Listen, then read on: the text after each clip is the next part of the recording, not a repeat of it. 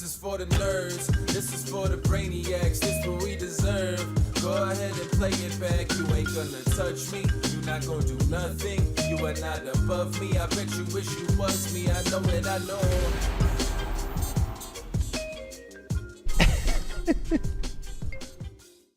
What's up, everybody? Welcome back to another episode of the Only Friends podcast. I don't know why the tortoise is over here laughing when the fucking mics are hot. Someone's got to make up for Conrad. The show was starting and your mic was like on the other side of the room. I'm a goddamn professional. You think I was going to miss that intro? What do I look like, Conrad? I just don't know why you have to wait till the last absolute second. I got shit to do. I'm running a sim. I mean, you know. I'm running a sim, man. Okay. I got to do what I got to do for the episode, you know? Yeah, well, for the episode, we were supposed to start at 6. Yeah, well, valet was a little bit slow. I got held up by a caravan of fucking dusty regs. Somehow I put my card in before 3 people, and all of them got their cars before me. Very tilt. Very, very tilt. I even explicitly... There were 2 machines. Explicitly. That's what I said, explicitly. There were 2 machines, and me and another guy got to it at the same time, and I hurried up and like scanned and swiped and pressed and like, you know, good to go. And it was clear I beat him. Yeah. He got his car 2 before me. You got to start tipping him more. No, it doesn't work like that.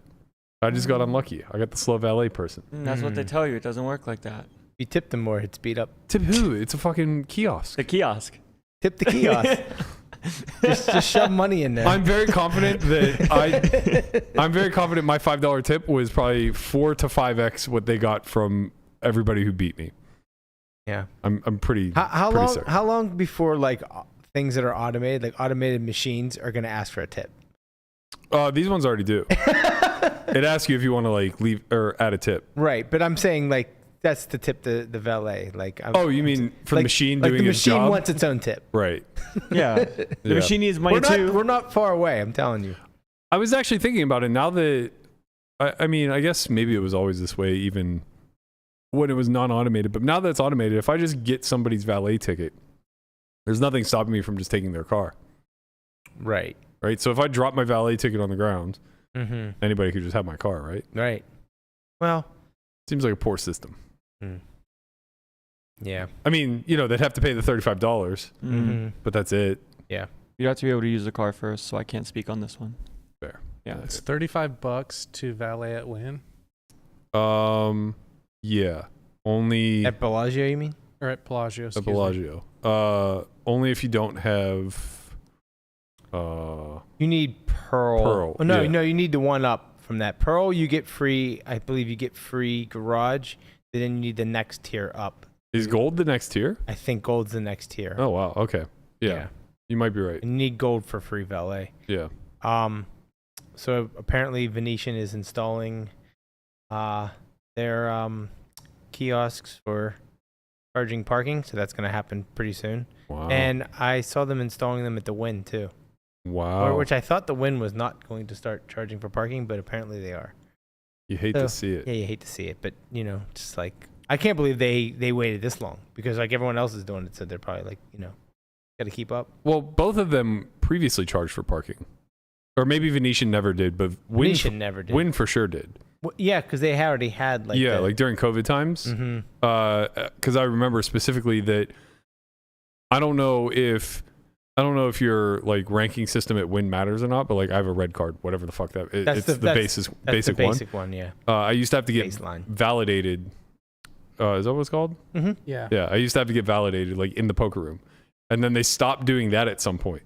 I'm like, what the fuck is going on? Like, I'm coming here and I have to pay $30 for this. Is insane. Right.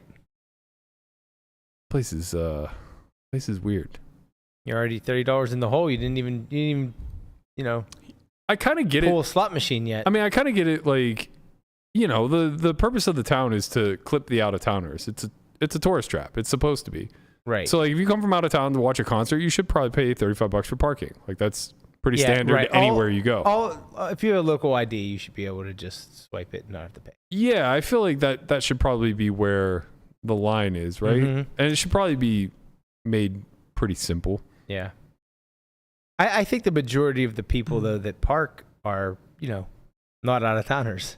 I mean, you have your LA crowd that drives here, but like, you know, most of the people I think are from Nevada, from Las Vegas. Yeah. So they're just trying. They're tax. This is what we get for not paying state tax. We have What to pay was parking the tax. what was the final outcome with the Horseshoe guys? Did he shoot himself in the leg or in the neck? I've read conflicting things. I saw an article that said he was shot by a woman, but that article didn't seem to like have any. It was a news outlet, but it didn't seem to have like any confirmed sources. yeah, It was just like one little blurb that just said like alleged shooting at Horseshoe, a woman shoots a man.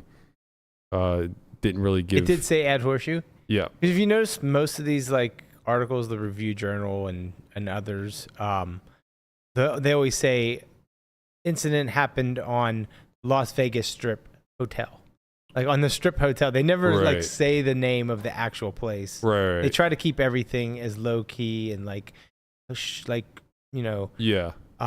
swept under the rug as much as possible because Yeah. they don't want, you know, that Yeah. that light. Because like I think this stuff happens all the time, and I mean maybe not to that extent of what happened last night, but like things happen like all the time, especially like in hotel rooms, Right. and they just keep that as quiet as possible. Yeah.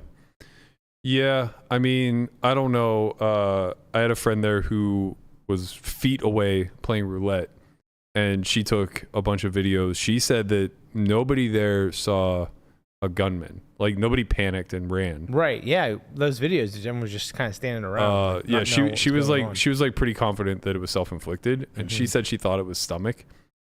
She posted the videos on Instagram, and the person who commented, when you see him like getting wheeled out on the gurney, he was the guy on top of him, like holding his.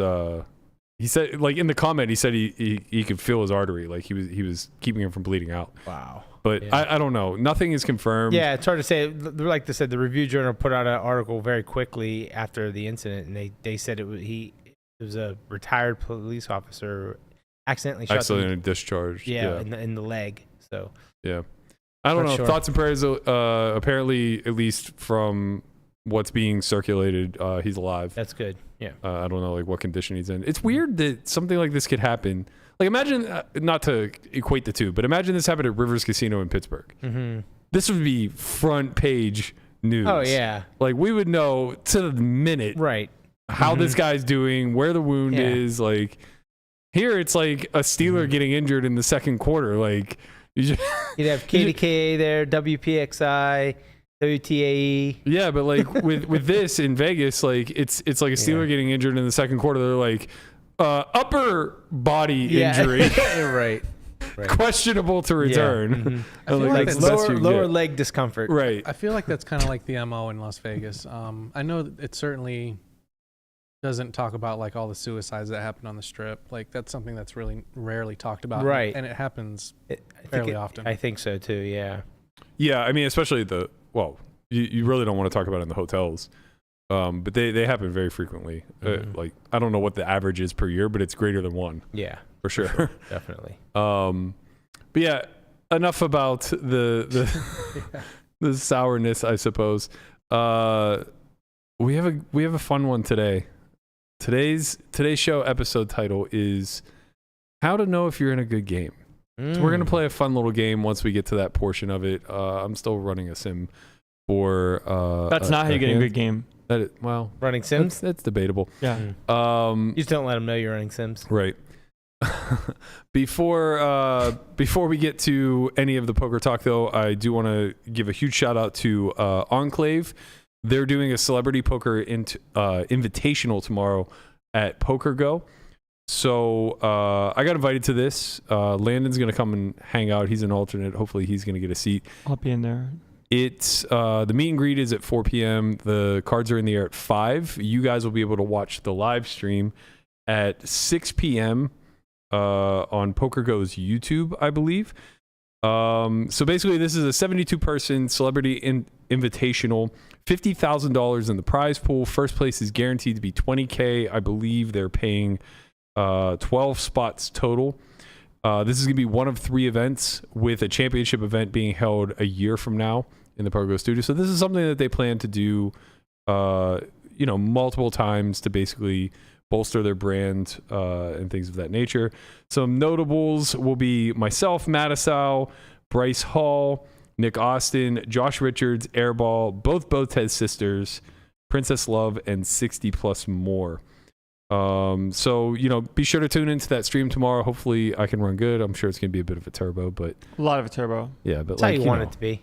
Yeah, it's a free roll with 20K up top. You don't want it to be like a 5-day event, 2-hour levels. No. I'm actually like contemplating how much I'm even going to try, because I have to leave the Bellagio game for the however long I last in the tournament.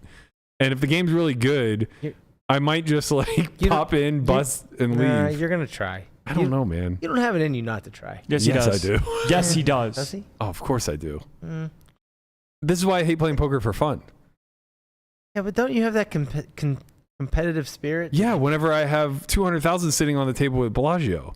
I think you said this after the game. No, I mean, it is if I want it to be. I have to be there between 4 and 5. Cards are in there at 5, but the game will still be going. Yep. The game will go till 9, 10. Who knows? Here's what's happened. You're gonna try to throw a party, and you're just gonna end up with all the chips. And then you're just gonna be like, I can't bust this thing. You're like, I'm just a chip leader. I'm trying to bust. Yeah, I think if I'm up 100, If you try real hard, you'll be out right away. I think if I'm up 100, I'll try really hard in the tournament and just give up my seat, because how much can you really expect to win? But if I'm up 20 and the game's pretty good, I might have to punt those chips off pretty quick. Find the celebrity ambassador that I want to see do well and just say, here you go, buddy.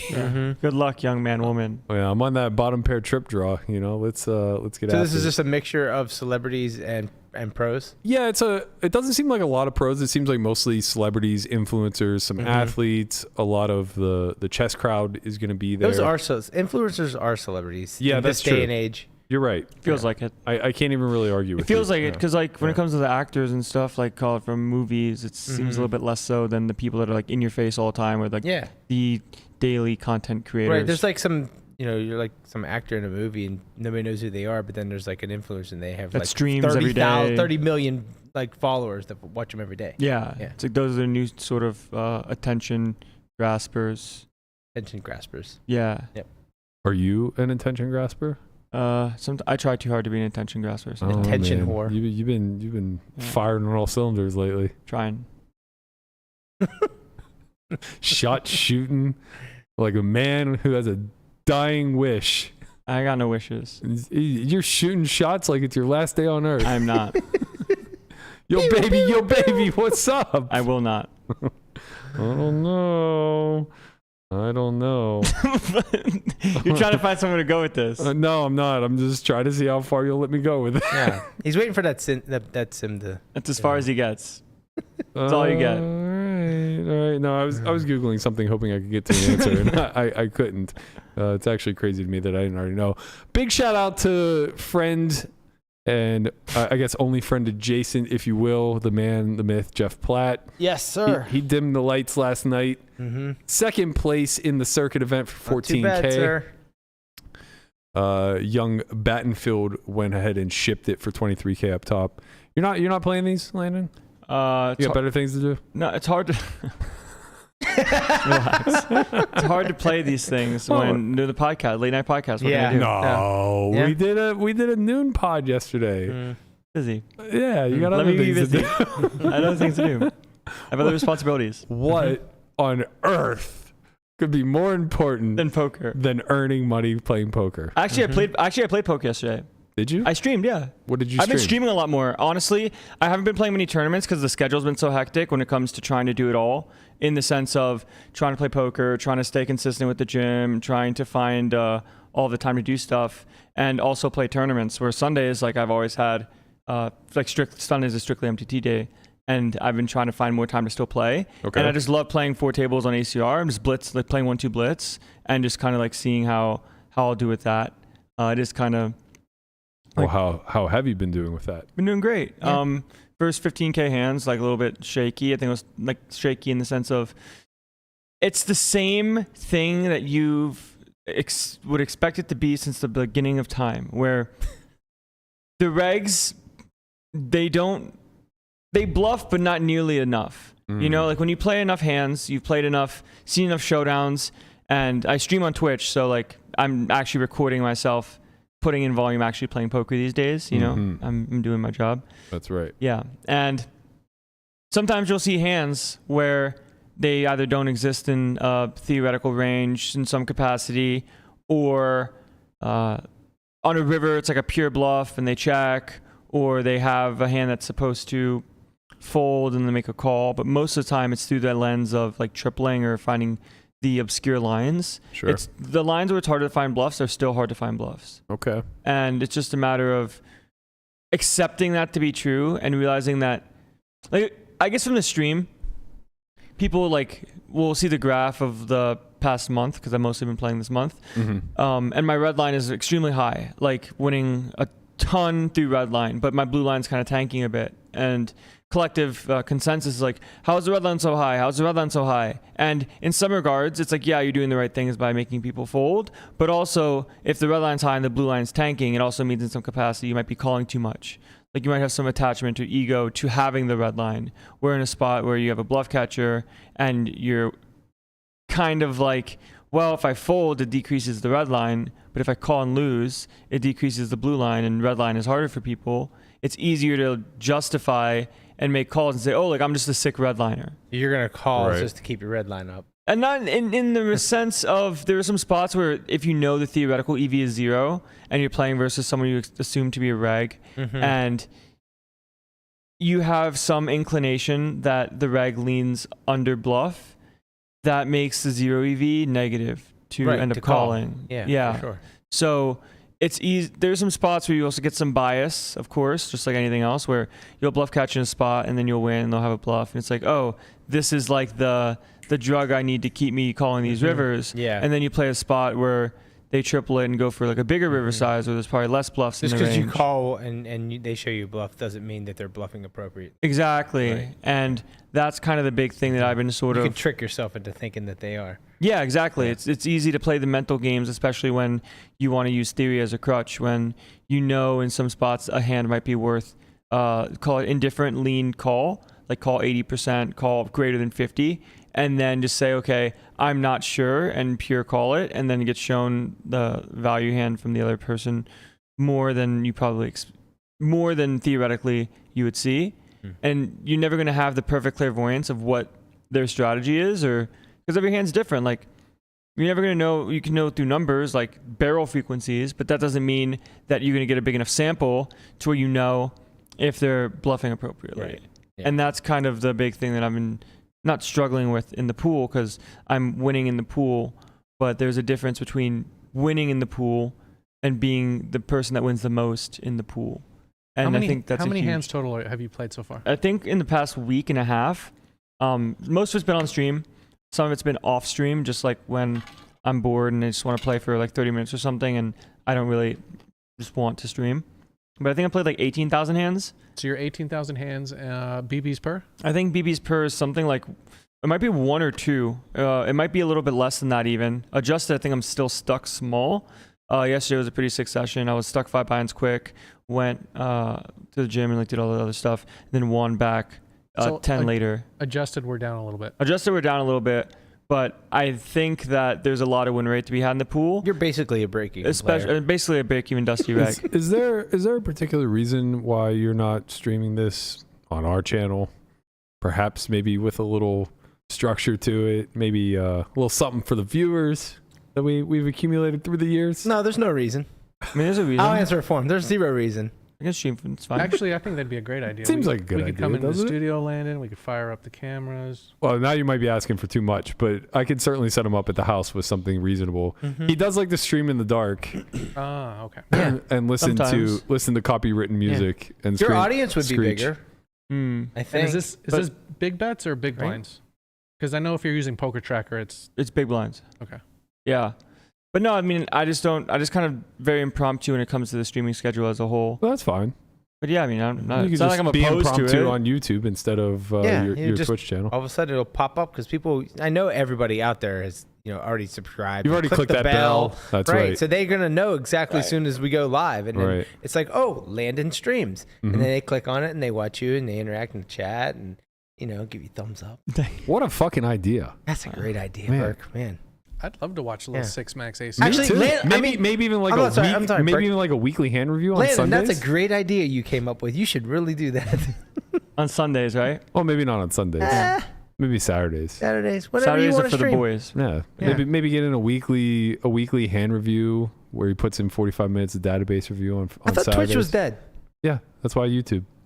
Okay, I'm in. Okay. All right. Well, we did it. Look, I need to. Team, you're welcome. I need to start we're gonna giving hold him to value it. back. So I'm here. I'm here for it. Dude, I'm saying I need to start doing my job. Yes. This Good job. this is a cherry on top to what I actually want you to be doing. But Look, you got to give him I'll something start right now. somewhere. Like whatever gets you creating content. Start with the cherry and work your way down. Right. Since we're talking about pool tendencies and whatnot, we will be getting into my day at the Bellagio Bobby's room. But first, there was a big heads-up match yesterday, and we saw a little bit of revenge from Mr. Negreanu over Mr. Polk. I believe we have the final hand.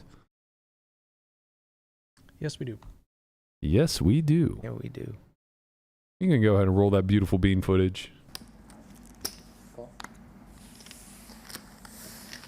I didn't follow that, Ellie. I'm not sure I did either, but I did follow the flat call by the ace-10 of hearts, which, rather, ace-10 offsuit.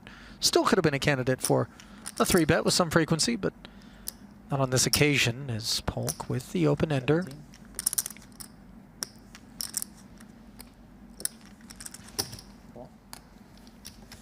Follows through, gets called.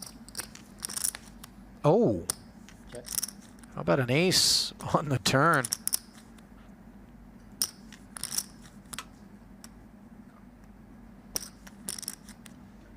This is sort of the beauty about just calling pre a hand as good as ace-10. You're under-repped, right? I think Doug would expect ace-10 to be 3-betting.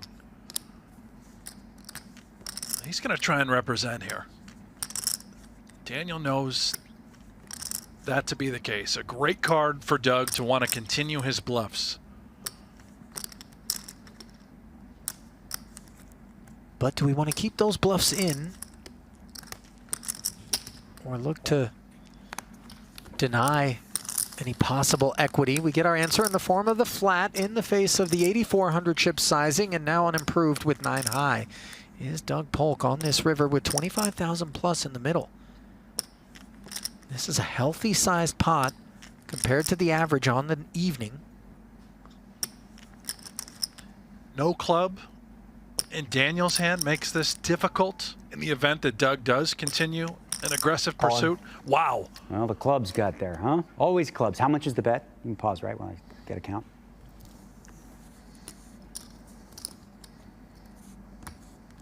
Polk, by the way, unblocking clubs, but obviously knows he's not up against them any longer. Almost raised the turn myself.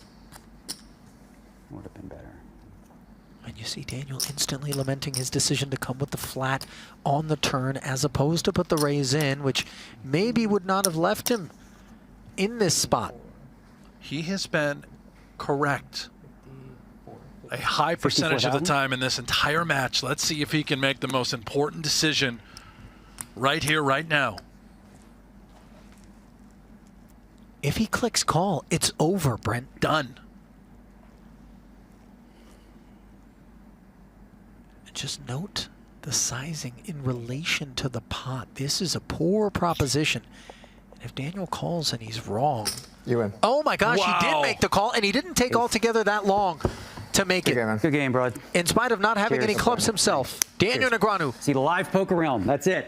Yeah, that's a tough one. finds the big call just and can't fold. takes down round 2 Yeah, of High Stakes mine. Duel 4.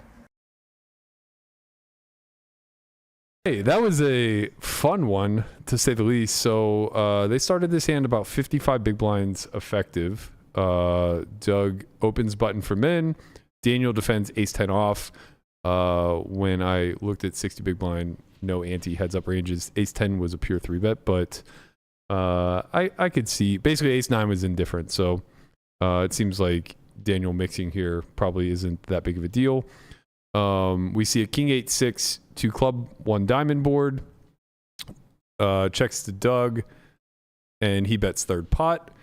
Pretty reasonable. I think he is a one size kind of guy in these spots, as far as I know. Everything's pretty on par at this point. Daniel floats, which again, very standard. We see a turn of the ace of, was it diamond or heart? Ace of hearts. Okay. Doesn't really matter. Just only matters because Daniel had the other red ace, whatever the fuck it was. So the ace of hearts comes on the turn. Obviously, very good card for Doug. He gets to start polarizing. When I ran this in GTO AI, it had Doug playing only overbets, so it just had him playing 2E on turn. Yeah, turn disconnect. Yeah, but he chose pot, which isn't that far off. 2E was 160. He chose 100%. Same range that bets, just a little less efficient because now you leave yourself 2 pots on the end instead of pot and half. Finding ways to be all in on something like this is nice, especially when you have all the ace kings and he has none. Right. So Daniel's hand plays mostly call. What did he have? He had the heart diamond combo. Yeah. Is that right? Or sorry, the diamond. He had the diamond heart combo. My bad. He had the ace that blocked the backdoor nut flush draw. Yes. So his combo actually almost pure raises turn. Wow, that's strong. For small. Well, not for small, for pot. Which is an interesting size. So the 2 raise sizes on turn are all in for 240% or pot or 100%. And it looks like it's just basically suit dependent. Like all the hands that choose a full pot raise size also choose all in size. It's just predicated on suit. So it doesn't really matter. It's not all that big of a deal. But anyway, he chooses to call. River is the queen of clubs. Probably one of the worst cards in the deck for Daniel. Still pretty good card for Doug's range, but really bad for his actual hand. Daniel chooses to check. Pretty standard. Doug yeets it all off here. So in the sim I ran after betting full pot on turn instead of 2E, it gives him full pot or jam. And he mixes, but 9-7 actually just plays pure check. And really doesn't even exist through this line, but assuming that it's there, only 9-7 of club bets, obviously, as it's a flush. 9-7 of spades is a pure check, which when I saw this, I dared not question the heads up master, but my initial knee-jerk reaction to the hand was, that's a bad jam and that's a bad call. And when I say bad, I just mean like, not theoretical. And it seems as though the sim pretty much agrees on this. You want to be jamming hands that have some sort of club in them. And obviously Doug arrives at river bottom of range. Would you stop? No, I hear you. I promise. Christ. Obviously Doug lands at river bottom of range and wants to be all in with some hands, but like there isn't really a ton of value that wants to be jamming here either. So like when you look at his value jams, I know you guys can't really see the sims, but it's only like nut flushes or not nut flushes, second nut flushes. It's mostly coming from like the jack 4 of clubs is like one of the few value hands, and then some of the small clubs that unblock like pair plus, like Daniel's ace of clubs X type of hands that may bluff catch. So like 5-4 clubs jams, but none of these hands really get to the river in any real capacity. They're all like sub 10%. So it's like there just isn't much value coming through that line, where when you look at the 100% pot size, which makes a lot more sense, he can start to fit way more hands in there. Where value betting is thin as like 2 pair, like king 8. We see that, like, let me see if 8-6 goes forward here. No, 8-6 doesn't really exist with this line. But yeah, so like king 8 is like bottom of range. That is value betting here for full pot that obviously can't jam. And then you fit like all of your flushes in there, particularly because like, some of your, or I should say a lot of your flushes are going to be nut flushes, even though they don't really take the full pot bet size on the turn, I guess. Most of them probably play check back, I would imagine. With the exception of like maybe ace 8 of clubs. It's interesting to not see the 2E size and see pot, but like I get it. It's just like one of those classic spots where like the hand plays a little bit off what theoretically looks acceptable. Right, because he chose the pot size on the turn. And then also when you look at like constructing different ranges based off of what you think or can conclude based off of prior knowledge, right? Because someone like Doug finds ways when win pots. He's a red liner. He plays good poker. So it's like more likely that he's going to be leaning towards bluffing more so than value betting in a spot like this. Right. So if you have an ace 10 in a theoretical vacuum, it feels a lot worse without a club because you're just like, I don't have block flushes and he's going to barrel the turn with a lot of two clubs hands as bluffs. And then you're sitting here like, sure, you block jack 10 for straights, but not as important. Right. And with the extra info just from not this hand, you can kind of make a conclusion that the bluff catch might not actually be, in quotes, that bad, or maybe it becomes good based off of the assumption of the range that you think exists. Yeah, I mean, as played in a vacuum, Daniel's hand mixes calls and folds, and it leans towards fold. Right. So obviously, it wants to preface or prioritize the club. Yeah. That's kind of no shock. What's the mix? It's roughly 70-30 fold call. Yeah, like in my opinion, the way I see these spots is if you have any sort of inclination one way or the other in a 0 EV spot, that inclination is going to change it from a positive or a negative call. Mm-hmm. So if you have information like saying that someone like that Doug bluffs perfectly theoretical, even he would agree that he can't bluff perfectly according to theory, and probably is going to be a little bit more aggro, it would then lean some of the tough calls into pure calls. But that's why being the aggressor is so good in poker, is you make people have these extremely tough spots for lots of dollars, and now you have to make a judgment call where you could just be absolutely lighting on fire if you're wrong. Yeah, so I mean, to give you an idea, the only thing that changes at equilibrium if he chooses the correct sizing is that he does get there with some 9-7, and Daniel's hand becomes a pure fold. Right. So if he goes 2E on turn, now all of the ace 10s without a club are pure folds, and all the ace 10s with a club are pure calls, be it the ace of clubs or 10 of clubs. Welcome to blockers, Mike. Sure. But Doug's hand is still not a bluff for the all-in size. Yeah, it kind of has bad properties. Yeah, and even whenever we give the 2E size, it still wants to split between 2E and pot because it's just not really very comfortable taking a hand like King 8 and bucketing it into an all-in size. Actually, it starts to check King 8, so that's not even the threshold anymore. The issue is it becomes ace 6. But like ace 6 only bets pot, it never jams. Right. It's just the classic, my hand, if I check back, is going to win a ton, but as soon as I put extra chips in the pot in the way that a sizing scheme wants to be constructed, you're only getting action from better. Yeah, so basically, if you just give Doug a single size of all-in, it just changes his checking frequency from half the time to almost 60%. Yeah. So a lot of those two-pair hands just don't go for value. Yeah. Which makes sense because you kind of funneled Daniel into a lot of just draws whenever he calls on the turn, and they get there. Yeah. So it's like you have to be getting really fucking thin if you have a hand like ace 6. Like, what are you trying to charge? A king really isn't bluff catching here. Right. So you have to find the king queen that didn't 3-bet pre and is heroing it off in spite of the fact that both the king and the queen are clubs. Right. So it's pretty difficult. I thought it was a really interesting hand, not because I'm being critical, just to my naked eye. I was like, well, both of those things seem a little bit out of line. Yeah, and I guess where I'm going with this in the regard of practical adjustment is if you have an overbluff read, the potential to make calls like this becomes good. But you also open yourself up to getting counterpunched. Right. Well, yeah, I mean, maybe that's just kind of what this is, right? Like, Daniel expects Doug to be a sick red liner and just find too many bluffs. But that's a really uncomfortable call.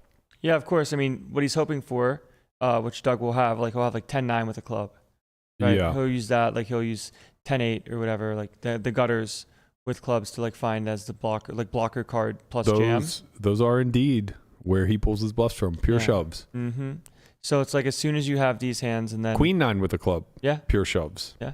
Turns itself into a bluff. Yeah, interesting. It's just one of these spots where you give calling with ace 10 from the new school approach to poker is giving respect that people can actually bluff you. You don't respect somebody by folding. Oh, I think it's the opposite. I think it's almost disrespecting saying that you're way out of construction over bluffing.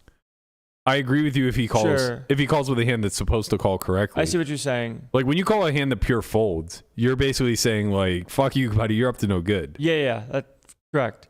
I guess I just mean the sentiment of bluff catching and as a Yes. whole. Yeah. Of course. It's just like I trust that you can bluff me versus not. Daniel of old would not only fold this hand, but he would fold ace 10 with a club because he was accustomed to environments where people just didn't bluff enough. Yeah, or maybe there was some overestimation of potential win rate playing like small ball-esque type of stuff.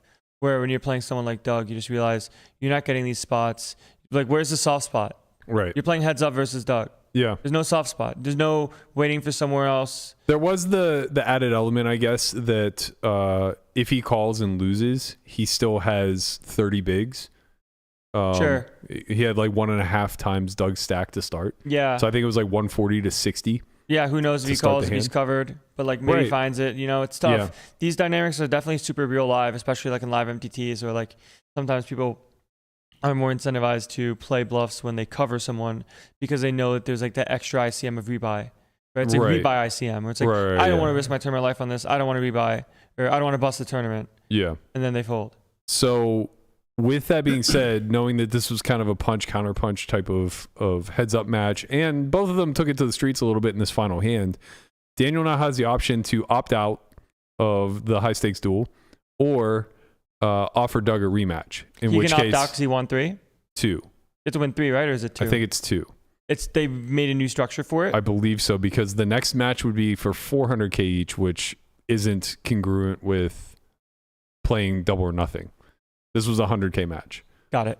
Or maybe the article just misinterpreted. Like, I might have misread the article, or the article may have misspoken by saying it was a 400K match. It might just be 400K prize pool, in which case that would be in line with It would double be or a nothing. 200K match. That probably sounds about. That makes more sense to me, but I remember reading it and thinking like, oh, this is weird. It's not the usual structure of just playing double next. But yeah, Daniel has the opportunity to opt out. But Doug can rematch because Doug lost. If he doesn't opt out, right? I'm not sure what happens if Daniel opts out. I think it goes to 2 new. I'm almost positive it goes to 2 new. Got it. But if Daniel opts in, then Doug gets first right of refusal. If he turns it down, then we go to the open streets again, and Daniel gets a casting call once again. I think Daniel's going to play and Doug is going to challenge him. Probably. I think Daniel is not going to play. Really? He likes playing heads up. Yes, Yeah. but I think that the issue becomes scheduling. I don't think it has anything to do with money or challenge or being afraid Well, of yeah, I Doug or mean, he anything played like him that. heads up for and I lost $1 think- million. Yeah. I think that his next 45 to 60 days are going to be incredibly busy, and I don't know how. He's going to be in Vancouver for the GG series. Right. And and everything else is going on. I don't know how much of a time crunch there is to get this match off, basically. Right. So like, So maybe you just can't commit. if they push it all the way back to October, then sure, maybe I think this match goes again. Yeah. But if It's bad timing for him to continue if he needs to. honestly, continue. even that GG thing goes to like second week of October. Mm-hmm. It's so long. Yeah. The whole series. So long. Yeah. Like a whole. There's one here too. Yeah. I forget who tweeted yesterday, but it said, "Did you guys know that there's a bracelet series from like mid-September until the end of October in Vegas?" Yeah. There is? Yeah. Oh, shit. Yeah, it's like 30 events or something. It's like 4 straight weeks They're of just bracelets. giving, like, so now bracelets are just like kind of like a year-round thing, I mean, it seems to be Getting that point. way. Yeah. Yeah. which is fine. I mean, you I include personally online. don't Well, not care. only that, Rozgadov is immediately after the GG series, or it Mhm. might even be like it might even be starting like the last couple of weeks of the And GG then series. Bahamas. And then the Bahamas in Yeah. January. And yeah. before you know it, it'll We're be right back World, here. Yeah, it'll be 2024 World Series. I I'm so honestly- happy I'm not an MTT player. Why? Because this is such carrot on a string fucking bullshit to like dangle you along and keep you in the loop.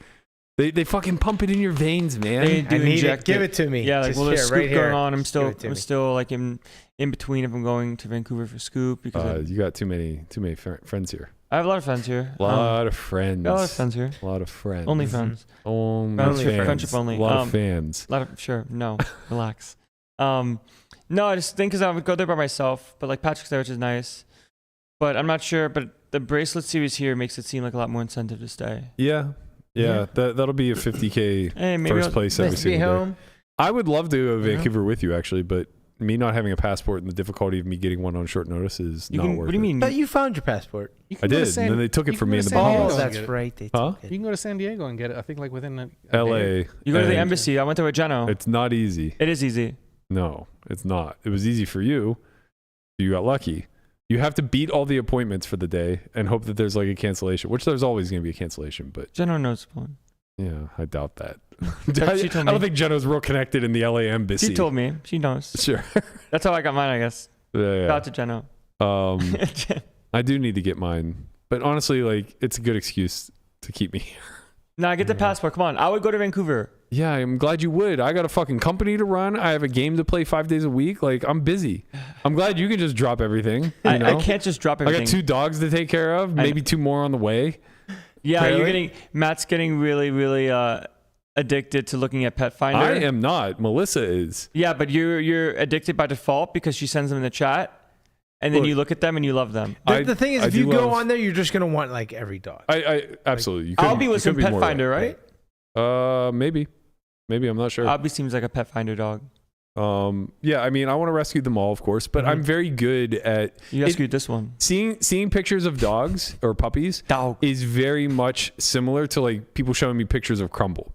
I want it, but I'm not going to go get it. Right. That's where my discipline kicks in. You know, But if I'm they not show gonna up at the door with it, right, Brian, you fucking get it. You get it. you're like, all right, I'll take him in. If I went to a shelter and I saw 2 huskies in the cage and then I saw 2 baby pit bull puppies next to them, like if I have to make a call of like, okay, you're gonna do a good thing and adopt 2 dogs here, I'm gonna get the pit bull puppies because I love like I like huskies too. Yeah. But you know, there's a Oh, lot look at less these- maintenance. Whoa, they're pugs. Right?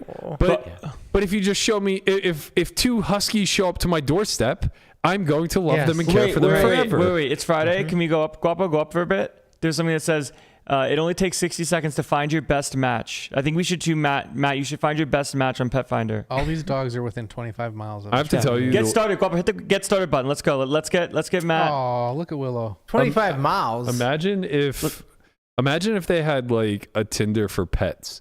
Petfinder. I would have 1,000 fucking animals. I would just be matching with them all. What if it's Tinder, but for people that have dogs? What- And then you get like dog play dates. Oh, right. So you start with the dog And date. that's how you get the. I like that. yeah. You get That's dates by like genius. going to the dog park. Yeah. That's genius. Yep. That's actually genius. There you God, go. finally, Gatsby starts pulling his weight. That's what I'm saying. Who's gonna carry these boats and these It's dogs? gonna be These Gatsby. dogs. Dude, this is kind of sad. This list doesn't end. Like, No, it doesn't. Well, there's a lot of stray animals out there. Mm-hmm. There's a lot of straight things out there. So, how do you know if a game is good? I mean, you lost today, so Oh, there are some key components to knowing if a game is good. Yep. If it looks like yours, probably good. If a man cold calls a 4-bet with 7 high, your game is probably good. Mm-hmm. If a man squeezes from the blinds with 4 deuce of clubs and then makes a backdoor flush, that game's probably pretty good. shout out to Kobe. Shout out to Kobe. Shout out to Jackie Robinson. Mm-hmm. Shout out to Barry Bonds.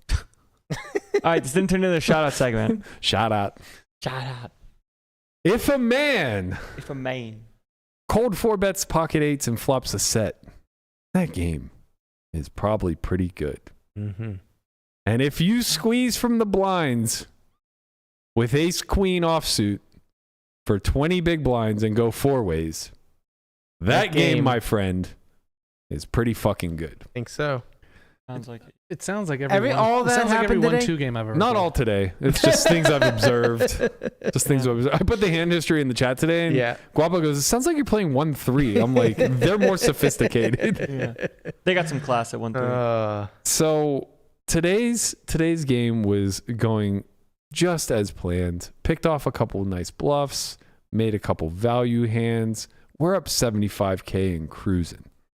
Just living the life. No big deal. Yeah. And Love it. Royski is stuck to the gills. Love life. Royski brings 100K every day. The last like 6 sessions, he's had all 100 on the table. And he's tapped again today and fucking tilted. And I'm like, man, we got him. He's going to pop off for the whole shebang for sure. And it's early enough that he might be reloaded. So this hand happens about 2:30. I'm up 75K. We have Cigar John opens under the gun. I love how everyone in this game like kind of has a nickname. Yeah. And you have to. Right. Cigar John opens under the gun. Mexican Eric calls under the gun 1. Let's put our coaching hats on. Cigar John opens under the gun 8. Mexican Eric calls under the gun 7. Scar John. Cigar. Cigar John. Guys. He always has a cigar. Scar Joe and Scar John. No, he always has a cigar. Got it. Don't you dare disrespect Cigar John. I'm not. Hold on a second. Can I just ask, what do you guys call the regular Eric? Do you just call him Eric? There is no regular Eric. There's Casino Eric. There's Mexican Eric. Casino Eric is now person. By the way, these aren't our nicknames for them. These are self-imposed nicknames. I just assumed there was another guy at the table named Eric. So No. Man. He calls himself Mexican Eric, and he also ensures to say that he is the toughest tourist in town. yeah. So, just know that. Also, another fun fact about him, he wears a brand new Gucci suit, a brand new Gucci button down every single time he comes. So he comes to town like once a month or so, plays 3 or 4 days in a row. So that's like 3 or 4 Gucci button downs every time. He only ever wears them once, and then he gives them to his landscaper. Oh, That's Jesus. amazing. He said he went to his landscapers for a barbecue one day. Yeah, I'm sure. And the entire family was decked out in Gucci shorts. Oh, just That's remarkable. awesome. You love to hear it. yeah. So he calls under the gun 7. Royski calls from the low jack. And I think it folds to me now in the big blind. I have ace of spades, queen of clubs. I squeezed a 2,000. So it goes 300, call. We're playing big blind ante, squeezed the 2K, and we're all pretty deep. I think Cigar John has like 50K in front of him. Eric has like 100K. Roy has, let's see, about 70,000 in front of him, and I cover everybody. So we get a glorious flop here. We see the king, jack 8, 2 clubs. So it's jack 8 of clubs. I have ace queen with the queen of clubs. I bet 3,000 into 8,000. Fold, call by Roy. Now, Roy's range is exactly nothing. Like, what does it mean? Like, he just has no good hands. His range is exactly 0. Well, no, I mean, he just doesn't like he doesn't have the 8s. Yeah. He doesn't have the jack 8. He doesn't have the king 8. Like, those hands, he just won't play trap on this type of board. But also, he's 3-betting so much pre that, like, he just doesn't have good hands. There's no king jack. There's no 2 pairs here. So it's like his range is very wide. Well, it's wide and it's capped. Yeah. He's just Which is like the worst. Right, he just for like he's the type of guy who have like 4 deuce of clubs in this spot. Like he just has way too many suited trashy hands. Right, so he's gonna have a lot of like jack X, some like bad king X, never king queen type of hands. Like that's too good. He's got the bottom right of the deck. Yeah, well, not that far. Like he has like the middle third. Like he'll have some king 10 off. He'll have like jack 10 off. He'll have, maybe like some king 7 of clubs for top pair and a flush draw. Yeah. Those types of hands, right? That's fucking around. So we're doing pretty good here as far as I'm concerned. We go heads up to the turn. There's now 14,000 in the pot. Turn is the 4 of diamonds. Total brick. And I have an internal dialogue with myself of, well, we're polarizing on this turn for sure. But do we want to set up 2E or do I want to check raise? And I thought about it and I was like, well, I think that I benefit from checking the most because he's not always going to bet such a marginal range. And when he does make the mistake of betting too widely, we just get to maximize, like just maximally punish him. Whereas going 2E, like I'm thinking about how I construct with the top of my 1 pair range, my ace kings, my aces, my king X of clubs, king queens, and hands like that. And I'm thinking like, well, I don't really want to just start 2Eing with those hands because the board texture is going to change at some frequency on the river, and then they're just going to lose all of their ability to bet again and be forced into a really awkward spot. So like if you take like red aces, for example, and you start the 2E turn when SPRs, I think we were like let's see. He has 60,000 on the turn. So SPR is 5. If you start to 2E here for like what 115% pot, Something like that, yeah. something like that, and he calls and you have red aces, there are a lot of cards on the river that you're forced to like check fold. So okay, now I can't polarize with one of the best hands in my range. That seems like a shitty thing to do. And choosing a smaller size here also seems pretty ridiculous because the board texture is what it is, and we need to be, basically punishing all these suited hands that he possibly has. So I was like, okay, well, 2 things are definitely true here. I probably can't bet for 2 more streets very often unless I'm bluffing, which I'm bluffing in this instance, so that's a good thing, but I don't want to just like position myself to taking a line where it doesn't make sense that I have 1 pair any longer. Mm-hmm. And number 2, he doesn't always have to bet when I check to him, but if he does and he does it too widely, we punish the fuck out of him by trying to play an all-in pot. Yep. So I elect to check instead, just assuming like, okay, if he plays well, he'll check back at a high frequency. We get to realize we'll have some good bluff spots on the river. If he plays poorly, he's going to bet way too widely, and I'm going to make him play 135K pot here with, a 1 pair type holding. And most importantly, like I have the queen of clubs, so he doesn't really have combo draws, which means I can check raise without really being afraid of getting jammed on by worse that gets me to fold.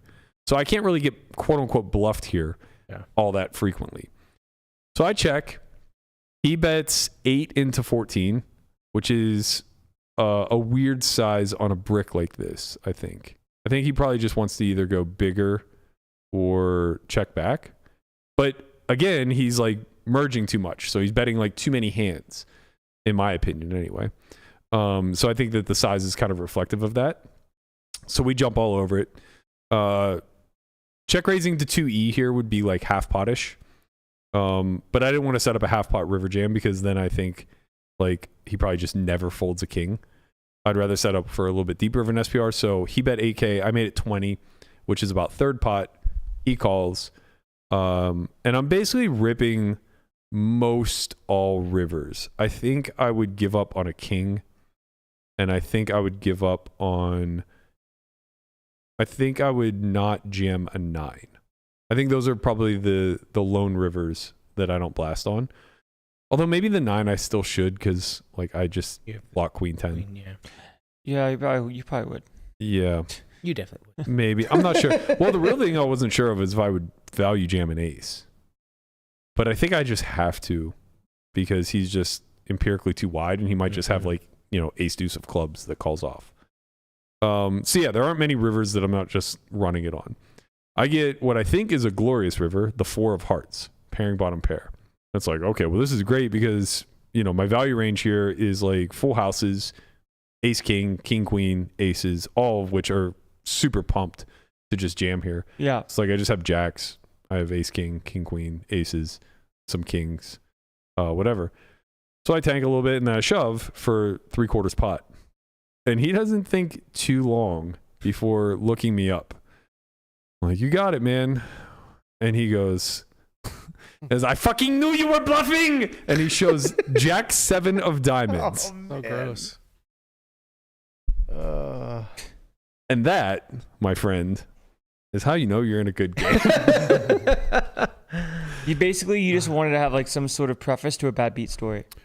No, actually, it was Nikki's idea for the title, and I was just figuring out a way to be a good storyteller and tie it all together. Storyteller extraordinaire. That was pretty good. That was. So you're welcome for that. But no, I mean, I don't think it's a bad beat. I actually think I'm pretty happy with the line. Beat. Well, it's a weird thing because it's like, well, I could just opt to never bluff.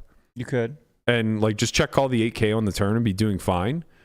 It's probably like pretty neutral to take my hand and just check call. Like I'm beating enough draws. The problem is like how I perform on river. Like when he has Jack X, it just goes check, check. But when he has his bluff candidates, he's going to fire a second barrel a lot.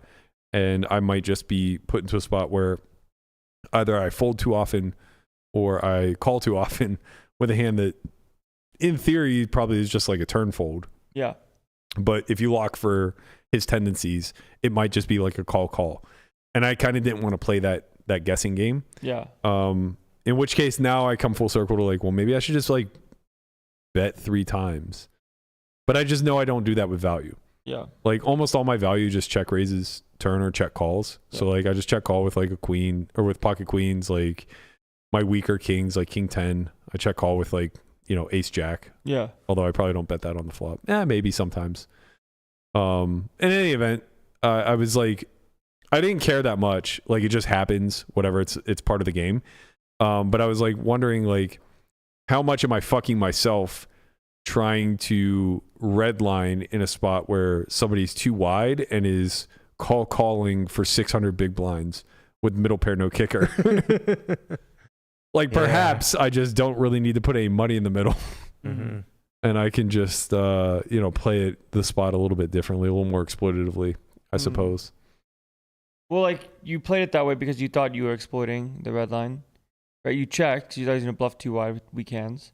You raised. Yeah. So you're like, okay, I think I do win the max versus a hand like queen 10 of clubs, or sorry, like a hand like queen 10 or just a naked flush draw. Mm-hmm. Right? Like, not that he really ever has 9-10 of clubs. I imagine he 3-bets that a lot pre, but if he has like 10-8 of clubs, 10-7 of clubs, 9-7 of clubs, he has those types of hands. I just win the absolute maximum. Yeah. By taking this line. And that's not to be overlooked. No, and also at the same time when it's like, call it to creative-esque lines, when people have bluffs, it makes it so like you can't really fold to them. Right. In other spots later. Oh, he'll pay me forever. Mm-hmm. But I just never have. That's not true. I ran pretty good against him this past week. But generally speaking, like the amount that I'm bluffing river compared to the amount of times that I get a fold is so off, specifically against Roy, that I'm almost getting to the point of being conditioned to not bluff. Right. Like he just looks me up with like pocket fours on a 5 overcard board and just like gets sticky. And I fucking knew. I told you, like when I have it though, like I get paid. When we were playing 3-handed, I overbet jammed on king queen jack 2 diamonds, button versus big blind with pocket jacks, and I just went like overbet 3x pot shove, and he just beat me in. Yeah. With what? He claimed 2 pair, but I think he's full of shit. I think he just had a king. Mm-hmm. He claimed he had king 8, but like I doubt it. I mean, we see that he afraid to call off always light. look. He's notorious. The most fun thing about Roy is whatever the second nuts are, he claims it. Yeah. If I'd shown up with like ace king there, he would have been fucking Berkey. I had king queen of clubs. Yeah. Right. Yeah. Or if I show up with aces, he would have been like, save face, man. Right. If I showed up with aces there, he would be like, "You're so fucking lucky. I had king jack. We would have never saw the jack 7." He would have just claimed king jack till the day he died. Yep. You But know? the times you're bluffing, he always just rolls. Just can't wait to do a fucking victory lap with the jack 7 windmilled in my face, which honestly I enjoyed so much. Like these games are so much fun, but it does bear the questioning of like, how reckless is it to just play 100 or 1,500 big blind pot with no pair versus middle pair? Honestly, in that game, probably not that reckless. Yeah. I mean, what are you going to do, man? I had the candidate, you know? I sound like Landon now. Like, what do you want me to do? Right. Like, if you're in a game where, like, oh my God, it take you forever to get that money back, but it's just like, this is the third time. It's not about big blinds. This is the third time in 10 days that That's what I'm saying. It's not. This is the third time in 10 days where I started plus 75K or more. Yeah. And ended up back at 0 at Yeah, I some was gonna point. say, did you? Why lose? you flip me off? The first 2 I won. Ooh. Did you, He flips me off, but the first 2 sessions I won 25K and 80K. I didn't do that. The camera didn't see it. You broke even today. I lost 20K or 15K. That's like breaking. It feels It like is. even. It But is. it's 150 big blinds. But it's a is 90K like swing. Right. Yeah. No. That's Boo. when you're up 75 and then leave down 15. It's every day. I mean, course. people. You're in a volatile game. No, it's not the game. It's this me. is how you know you're in a good game. No. It's not the game though. It's me. It is not the game. I'm sure. You're like, the problem. It's you. Me. Hi. I'm the problem. It's Now me. we're talking. No, it is for sure me. Like 3 hands later, we play a bomb pot. I'm on the button with 10 of diamonds 9, and it comes ace 6 7 with 6 7 of diamonds. Roy bets small. I think he bets like 1,000. Gets called by the cutoff. I peel. Eric calls out of the big. Well, what would effectively be the big blind. So we go 4 ways. Single board bump. Single board bomb pot. We go 4 ways to the turn. There's 7,000 in the middle. Turn is ace 7 6 4. Turns a 4. Okay.